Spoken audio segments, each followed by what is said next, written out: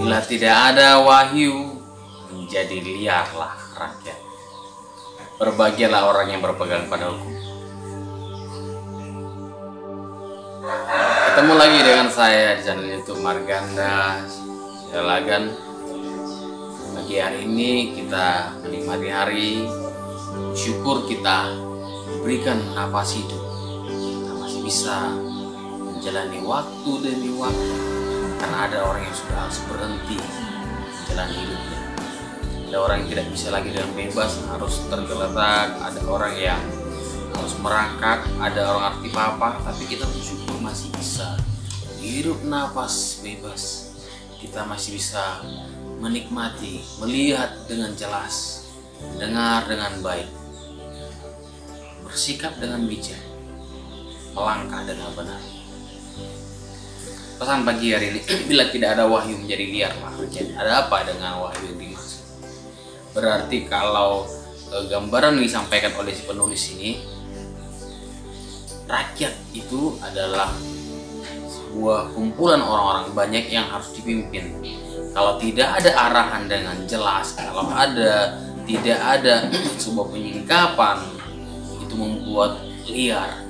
Kalau tidak ada sesuatu yang ilahi yang mempengaruhi dalam diri kita, itu membuat keliaran. Pertanyaan dalam diri kita, apakah kita menjadi orang yang liar? Orang liar itu gimana? Dia berbuat sesuka hati, dia berbuat apa yang menjadi maunya, dia akan suka dengan kompromi, dia akan suka dengan hal-hal yang tidak baik. Kita butuh pagi ini wahyu, sesuatu yang menyingkapkan bagi kita. Ada apa di balik semua yang terjadi, yang kita alami? Kadang kita tidak mengerti. Kalau mau kita paksakan seperti kehendak kita, muncul pemikiran-pemikiran yang liar, timbul curiga, timbul hal-hal yang negatif terhadap sesuatu. Persalahkan A dan persalahkan B. Rasa kita paling benar. Dan jika kita minta wahyu, penyikapan yang ilahi, kita akan diarahkan kepada yang lebih baik. Kita akan dituntun, kita akan dibimbing melewati lembah-lembah sekalipun, melewati keadaan yang berat sekalipun, melewati kondisi yang tidak berterima dengan keadaan kita. Berbahagialah orang yang berpegang pada hukum. Dengan hukum itu sebuah rule, aturan yang menata, yang merapikan, yang membuat semakin lebih baik lagi, yang membuat orang untuk bisa, jika mengikutinya pasti semua berjalan dengan baik. Jadi kalau kita tidak berpegang dengan hukum, berarti kita berpegang dengan yang namanya kecurangan, berpegang kepada yang namanya ketidakadilan. Menurut kita mau cari keadilan mau di mana? Orang berpikir mau cari keadilan dengan orang mengatakan dirinya anak Tuhan, mencari keadilan dengan orang yang mungkin mengatakan dirinya kita orang baik, belum tentu. Tidak selamanya kita bisa mengharapkan kepada orang yang menurut kita baik itu kita dapatkan keadilan. Tidak selamanya kita berharapkan mendapatkan keadilan kepada orang yang mengatakan dirinya sebagai orang Kristen, orang yang beragama. Tidak tahu kenapa dalam penulis kitab Kolose sekalipun mengatakan begini, di dalam tempat pengadilan sekalipun ada ketidakadilan. Ada banyak orang yang bekerja di sebuah instansi untuk tujuannya harus awalnya dengan disumpah, dijanjikan untuk melakukan dengan baik. Pada kenyataannya juga banyak kecurangan di dalam, termasuk di tempat pengadilan sekalipun.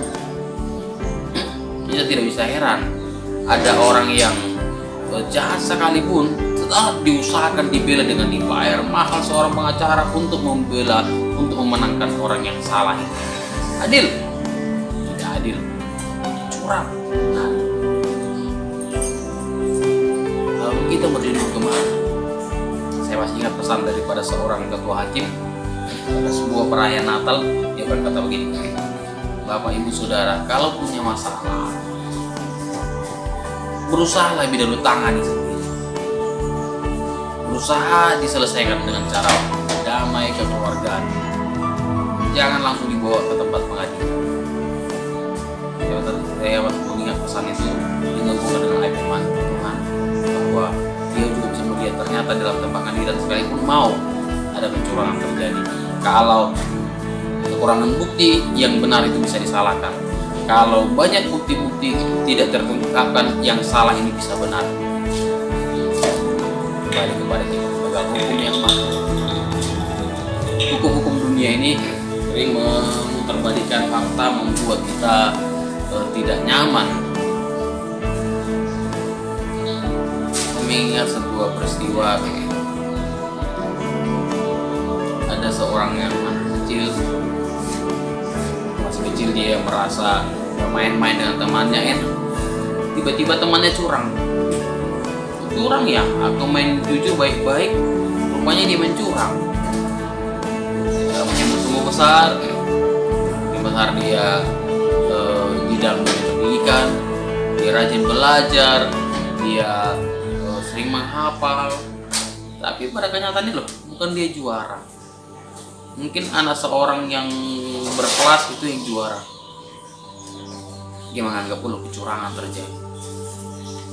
Setelah dia menempuh pendidikan lalu lolos, lalu dia bekerja, dan tempat pekerjaan dia juga melihat orang yang rajin jadi budak, orang yang malas sering, ya, orang bilang ongkang kaki, orang yang aktif, orang yang setia sering dipermainkan. Orang yang tidak setia itu yang berhasil. Lalu dia semua curang. Semenjak aku kecil bermain curang. Waktu aku dunia pendidikan belajar yang baik dicurang ya. Dalam dunia pekerjaan juga dicurang. Lalu muncul dalam pemikiran, kalau semua dicurangi, jangan-jangan juga Tuhan curang.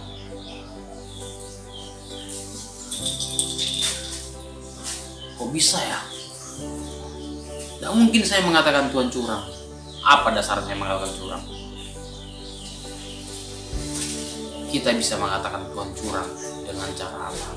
Dengan cara mengatakan, kenapa orang lain seperti ini? Kenapa aku tidak seperti ini?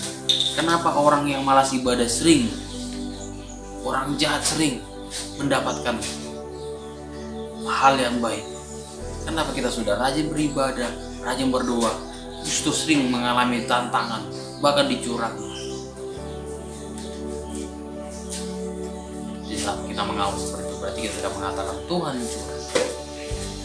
Ingatlah, semua yang terjadi ini tak lepas daripada seizinnya Tuhan. Semua yang kita alami, Dia perhatikan. Dia tidak pernah curang. Tak sekalipun Dia mau menyentuh kecurangan, tapi Dia memperhatikan siapa orang-orang yang tak bertahan meskipun dia dicurangi, tetap setia. Setia bukan karena semuanya mulus baik, setia meskipun keadaan tidak seperti yang diharapkan, meskipun semuanya seperti berbanding terbalik, meskipun orang seperti ini diperhatikan, dan itu mendapat nilai plus bukan hanya di mata manusia tapi di mata Tuhan. Tuhan sudah melihat upahnya besar. Di saat keadaan semakin tidak seperti yang saya harapkan semenjak pandemi kemarin, saya tidak tahu buat gimana. Saya berduduk di depan, berdiam di depan keyboard, lalu saya hidupkan, saya gerakkan jari jemari saya, lalu terlintas semua nada-nada sebuah lirik lagu muncul. Ku taruh harapku di tanganmu, percaya engkau akan membela, bahwa hidupku baik, tuntunlah seluruh hidupku.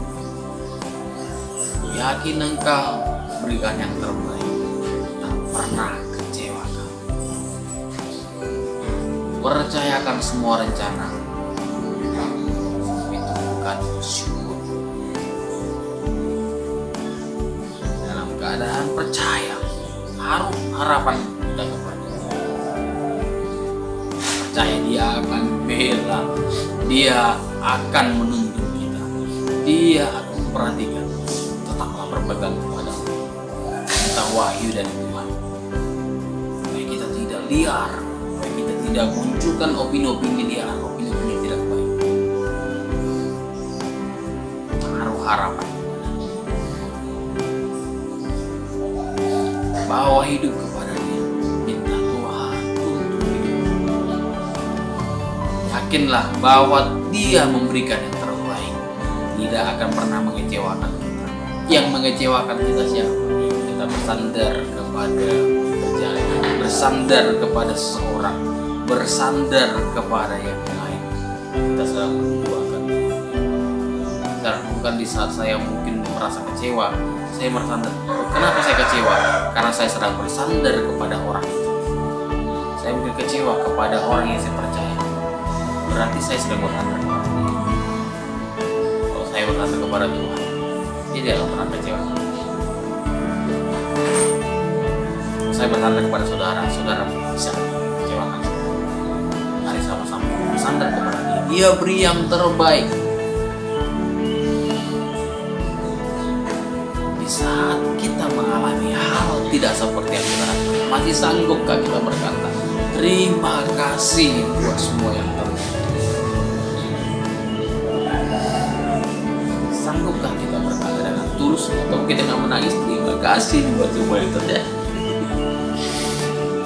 Aku tidak melapang dada, terima kasih. Tuhan, terima kasih aku mengalami seperti ini. Terima kasih aku Tuhan. Berarti aku masih orang benar. Berarti kita masih dalam posisi Dia tak percaya, Dia ada turut bekerja. Coba lirik ini saya lanjutkan, tapi nanti pikirkan. Terima kasih buat semua yang terjadi. Ku percaya Kau ada turut bekerja. Terima kasih buat kebaikan. Lakukanlah semua yang terbaik. Terima kasih buat kebaikan. Engkau sangat pedulikan hidup. Ku mau selalu ada dalam genggammu. Bawa aku ke tempat yang baik. Waktu lagu ini saya share, seorang katakan dia orang hebat ini. Sungguh lagu ini merupakan sebuah penyerahan. Dia bisa memakai lagu itu, dan beberapa saya baru mendengar kabar orang hebat dan dipanggil oleh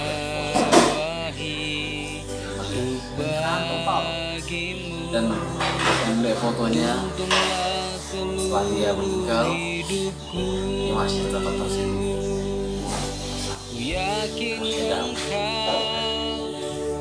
Mari berterima kasih buat semua yang percayalah bahwa Dia ada turut bekerja. Balik semua ini Dia sedang bekerja, menjalin merendah kehidupan kita. Terima kasih ya buat rencana yang indah. Terserah ya Tuhan, lakukanlah semua yang Tuhan. Terima kasih buat semua kebaikan. Dia sangat pedulikan hidup kita. Dia sangat memperhatikan. Mari bersama puji mulanya Dia. Katakan, aku mau selalu ada dalam genggam. Kalau sudah lagi genggamannya, tidak ada yang bisa membuka tangannya diambil begini. Tidak ada yang bisa. Karena dia punya genggaman yang begitu kuat. Begitu kita ada dalam genggamannya, genggam hidup kita. Aman. Kita kalau bilang bawa ke tempat yang bawah, kita harus berjalan. Life must go on. Hidup harus terus berjalan. Kita lihat hari demi hari yang kita lalui, waktu demi waktu akan kita hadapi. Di situ ada tersedia. Di situ ada Dia berikan pertolongan. Di situ ada dia buka jalan di saat dia tidak ada jalan, dia buat jalan di situ. Itu tuh orang dia tuh orang terbuka. Tidak ada wahyu kita bisa menjadi liar. Mari minta wahyu. Tuhan, aku mau minta itu menghadapi situasi yang berat. Meskipun aku tidak mengerti yang terjadi di dunia, tetap belajar. Meskipun aku tidak berterima, jiwaku tidak berterima, jiwaku ini merontak dengan berat. Berserah kepada mengikuti rencana itu yang terbaik. Hari ini nafsu sukacita hari yang kita lalui, kita jalani hari ini, mari kita bersyukur. Ada mujizat, ada kuasa di dalam. Nah, kalau saudara tutup tangan doa, mari hubungi saya di nomor ini 0852621424. Kalau saudara, kita akan sama-sama berdoa. Kita akan melihat bahwa penyertaannya sempurna. Baik kita belum berakhir, masih banyak jalan yang panjang kan tidak terlalu luas terbentang di depan kita, dan di sana ada Dia menanti, ada pertolongan, ada perlindungannya. Menjalani hari, selamat menjalani hari ini, Tuhan.